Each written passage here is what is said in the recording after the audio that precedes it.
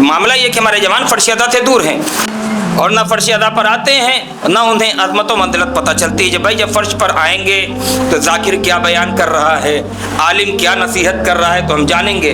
फिर उसके बाद हमें पता चलेगा कि अज़मत फ़र्श अदा क्या है। जब हम फ़र्श अदा के करीब आएंगे नहीं तो हमें फ़र्श अदा की अज़मत पता नहीं चल सकती है। लिहाजा बुज़ुर्गों से बिलख़ुसूस दस्ते अदब जोड़कर ये इल्तिजा है कि वो अपने जवान बच्चों को और छोटे बच्चों को नसीहत करें फ़र्श अदा पर आने की, इसलिए कि ये वो दर्सगाह है, ये वो यूनिवर्सिटी है जहाँ पर हमें हर एतबार से जीने का सलीक़ा सिखलाया जाता है।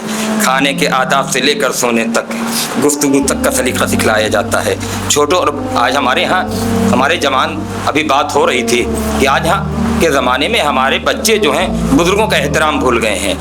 ये हमारे जवानों की कमी नहीं है, ये तरबियत वालिदैन की कमी है।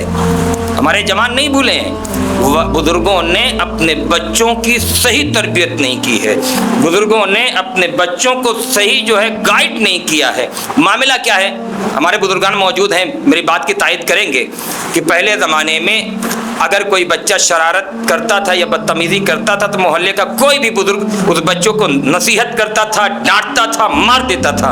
इंसाफ से बताएं, आज के ज़माने में कोई एक पड़ोसी अपने पड़ोसी के बच्चे को डांट कर दिखाए तो जाने पूरा घर सिमट कर आ जाएगा कि आप हमारे बेटे का खर्च चलाते हैं, हमारे बेटे को खिलाते, मेरा बेटा चाहे जिस रास्ते पर जाए, आप कौन होते हैं बोलने के लिए। यही वजह है कि हमारे जवान बिगड़ता हुआ नजर आ रहा है, हमारे बच्चे गुमराह होते हुए नजर आ रहे हैं। जो यूनिटी कल थी वो यूनिटी आज पैदा हो जाए तो हमारे बच्चे गुमराहियत से बचते हुए नजर आएंगे। सलवात पढ़े मोहम्मद वाले मोहम्मद पर।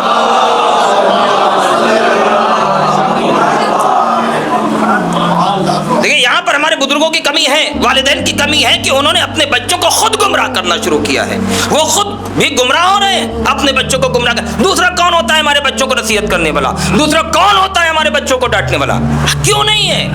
आप अपने बच्चों को समझाएं कि वो बड़े हैं और बच्चों के सामने कहें कि मेरा बेटा अगर बदतमीजी करे तो डांटिएगा नहीं, दो तमाचा रसीद करिएगा, उसके बाद भी बदतमीजी करे तो मुझे बताइएगा। इंसाफ से बताएं, उस बच्चे के दिल में खौफ पैदा होगा कि अगर अब हमने बदतमीजी की तो सामने वाला भी मारेगा, वालिदैन से शिकायत करेंगे तो वालिदैन भी हमारी जो है खैरियत लेंगे, तो वो बच्चा शरीफ होगा, गुनाह करने से बचेगा, गलतियां करने से बचेगा, फिर उसके यहाँ बड़ों का एहतराम भी पैदा होगा। जब वालिदैन ही खुद बच्चों को वर्गला रहे हैं, वो पैसे वाले होंगे अपने लिए, वो बड़े हैं अपने लिए, वो बुजुर्ग हैं अपने लिए, क्या ज़रूरत है, किसी से डरने की ज़रूरत नहीं है, हम किसी से कम नहीं है। मेरे अजीज़ों, दौलत का आना किसी को भी बाकी नहीं रखता है। बड़े से बड़े बादशाह गुजर गए दौलत की अनानियत लेते हुए। जब यहाँ से बादशाह वक्त जो सबसे बड़ा बादशाह गुजरा, तारीख ने लिखा, जिसका नाम सिकंदर आदम था, जब वो मरने लगा तो अपने सिपाहियों से ये कह कर गया,